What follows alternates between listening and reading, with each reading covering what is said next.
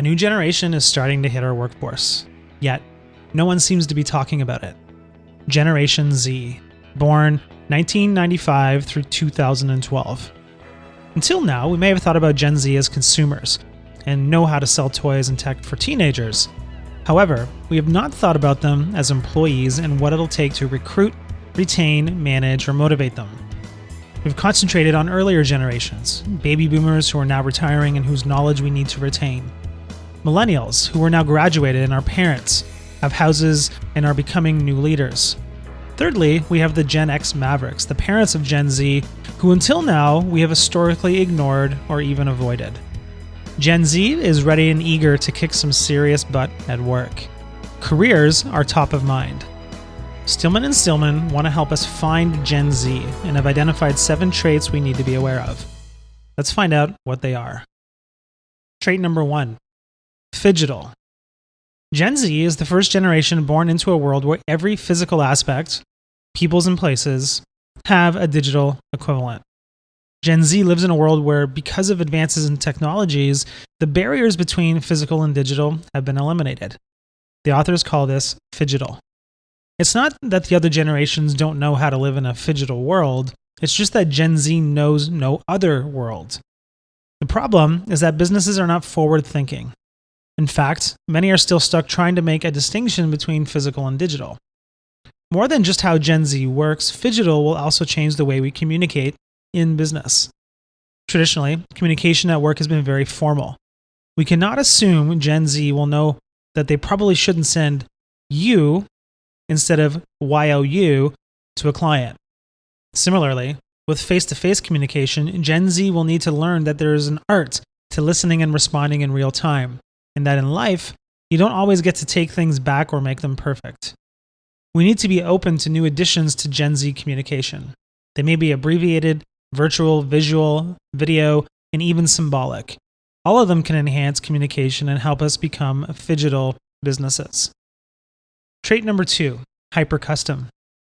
Gen Z has grown up in an era of acceptance and support that has encouraged them to customize their personal brand and share it with the world.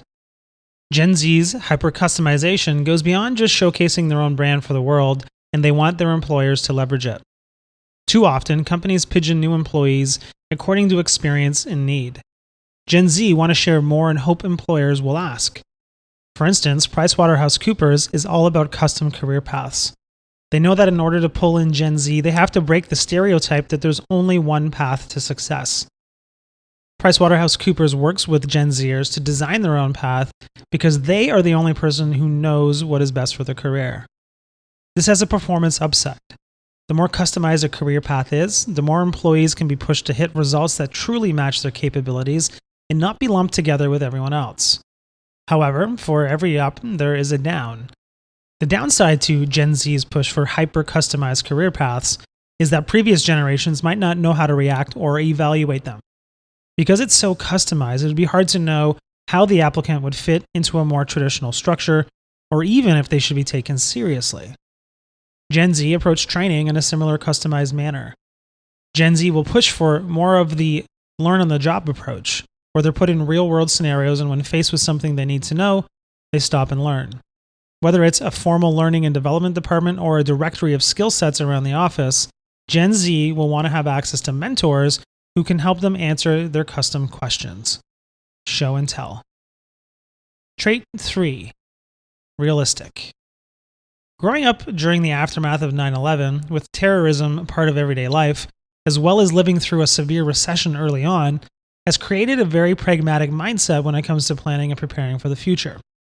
Gen Z sees the world changing at such a rapid pace. When they pick up a used textbook that smells like mothballs from the university bookstore, it's harder for Gen Z to see how these teachings are relevant to their future. All that Gen Z hears is how the workplace is looking for practical experience and that the job they may have in later years hasn't been invented yet. Having got them in the door, organizations have to make Gen Zers feel their contributions are valued so much they never want to leave. Yet Gen Z thinks of a career in life phases. They could start their careers in a phase of working hard at climbing a corporate ladder for 15 years, getting loads of experience. Then they could enter the child rearing phase and work for 10 years at a smaller company that offers more flexibility so they can be around more with the kids. Paying for their kids' college could then have them entering a phase of throwing their hat in the startup ring for another 10 years. Come their empty nest phase, they will still feel as though they have a good 25 years or more left in them and could try an international stint, go back to a big company, maybe even school. For Gen Z to say that they will commit to a company is normal. It may seem a lifetime to us, but to Gen Z, it's not. Trait 4. Fear of missing out.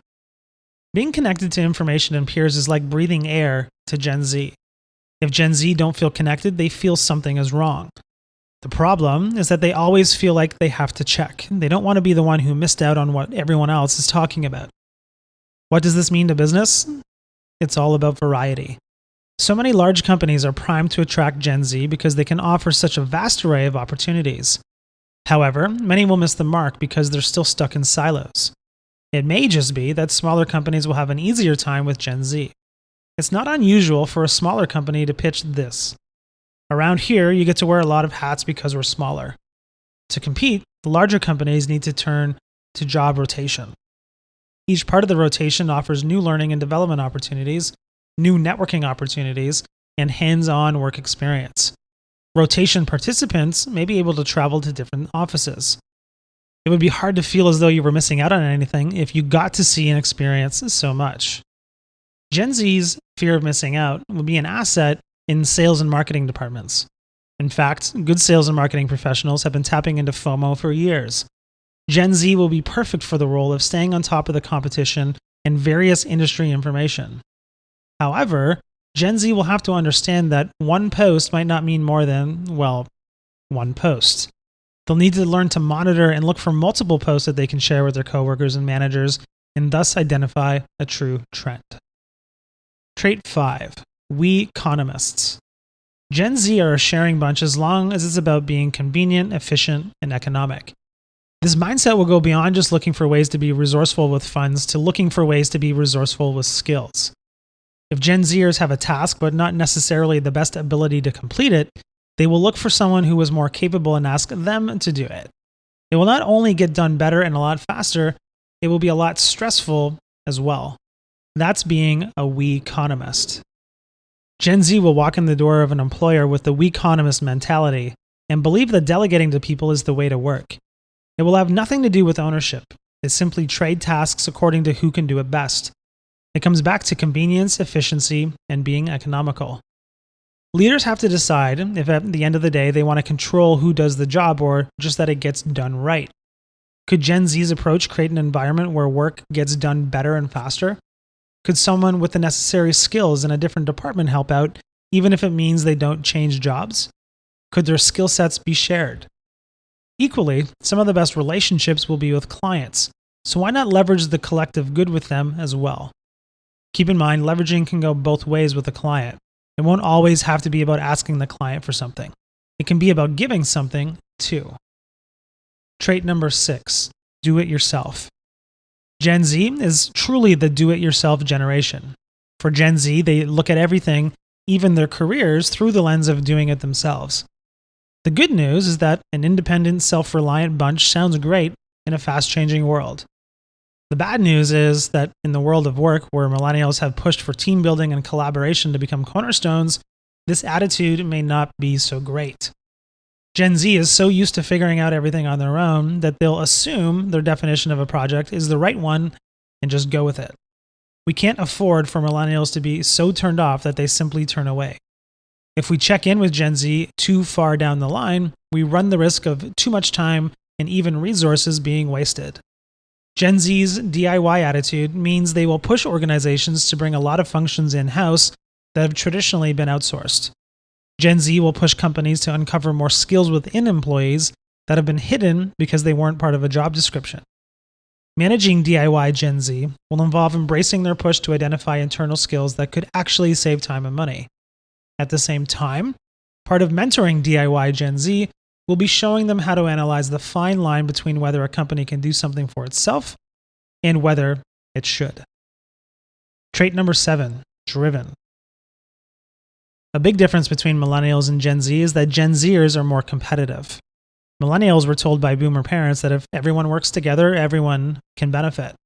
The result was an extremely collaborative generation that teamed up to get the job done. As millennials step into management, they'll have to learn how to harness Gen Z's competitive drive rather than see it as not being a team player.